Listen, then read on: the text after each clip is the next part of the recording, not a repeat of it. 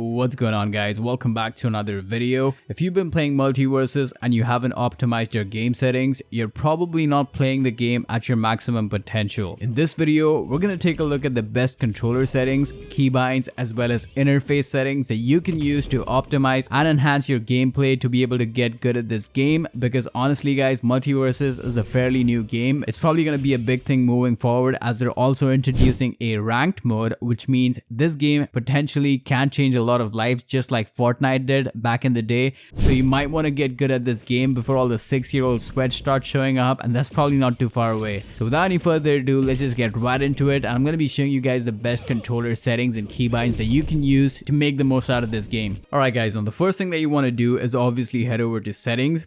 And the first tab on the settings page is essentially where you'll find your keybinds. Now I do understand that setting up your keybinds is mostly going to be a preferential thing, but I'm briefly going to go through some of the things that you can do with your keybinds that could possibly help you attack and move around a little bit faster. So first off, you've got your basic controls right here. If you're on the PlayStation, you could set it up to default, and these are the controls that you're going to get. You've got the square for attack, which would be a basic attack move, and then triangle for a special move. Now obviously this would depend on the character, but just for this video I'm going to take Shaggy as an example. So if I press triangle with Shaggy, I could use it to charge a special attack. But this is different when you combine triangle with a movement. For example, if I use triangle and push the left stick down for Shaggy, it picks up a burger or sandwich or whatever this is, and I could use it to set up a ranged attack by pressing the regular attack button right here, which for me is square. Now you can do the same thing with other movements as well. So if you use triangle with a forward stick movement, it's gonna set up kind of like a heavy attack based on what direction you're moving your analog stick. So basically pushing the stick left or right is gonna give you the same attack, but pushing the analog stick up is gonna give you this heavy attack in the upward direction, and it's also different when you push the analog stick down. So the directions that you give your analog stick with the special attack button makes all the difference. And this is essentially the same for basic attacks as well. The exact attack you throw depends on what direction you move your analog stick.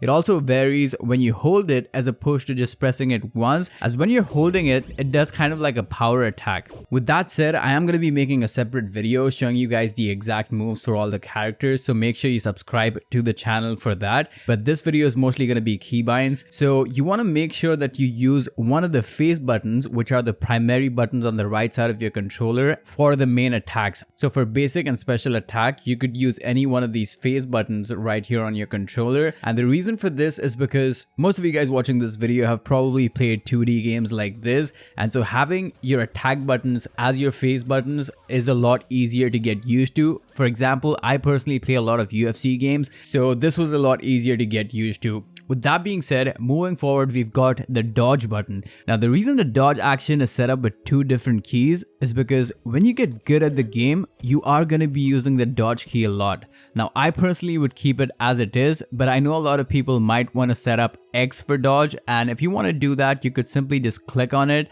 and it's going to show you these three dots, and you could simply press the corresponding key that you want to replace it with, and it just interchanges with the pre-existing keybind. So feel free to tweak this based on what you prefer, but also make sure to have an additional key set up for dodge, as it just makes dodging a lot faster than having to press the same key twice. With that said, the two most important changes that you could make for your keybinds is changing the character movement from your joystick to your D-pad.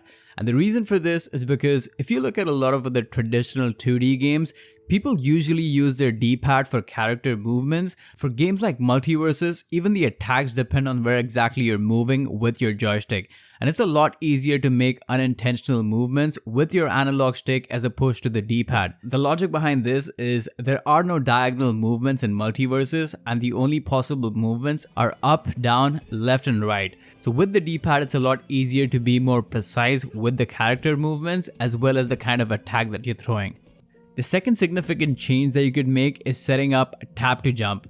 Now what this basically does is it allows you to press the up arrow or joystick up to jump. I don't particularly think of this being extremely useful, but if you're used to playing games like this, then you definitely might want to set it up if you're already used to it.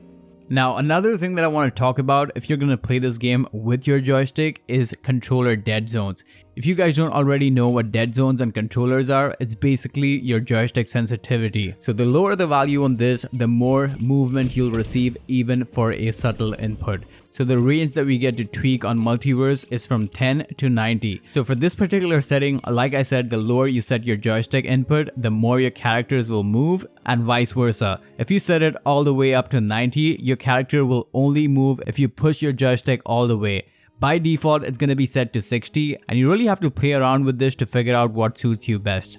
You can also check if your controller has any stick drift by plugging it on a PC, and then use this website called Gamepad Tester, and it's going to tell you if your controller has any stick drift on it, so you can adjust your dead zones based on your controller stick drift. But again, you could totally avoid all this by just switching to the D-pad. Now, if you move to the interface changes, I'm going to give you some really useful tips that is not set by default, but let's just go through the settings one by one. So first of all, for the recommended preset, you've got your scoreboard position at the top, but you could also change it to the bottom.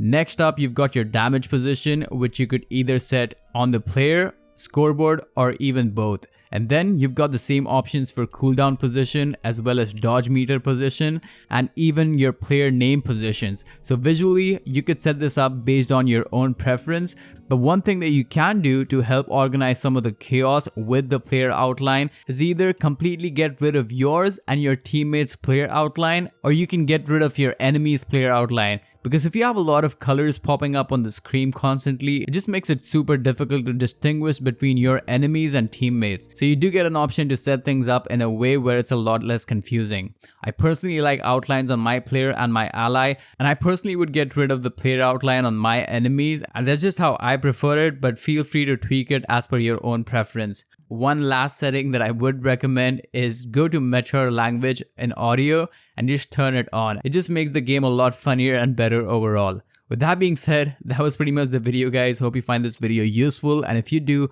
please make sure to leave a like and also make sure to subscribe to the channel. Thanks a lot for watching, and I'll talk to you guys in the next one.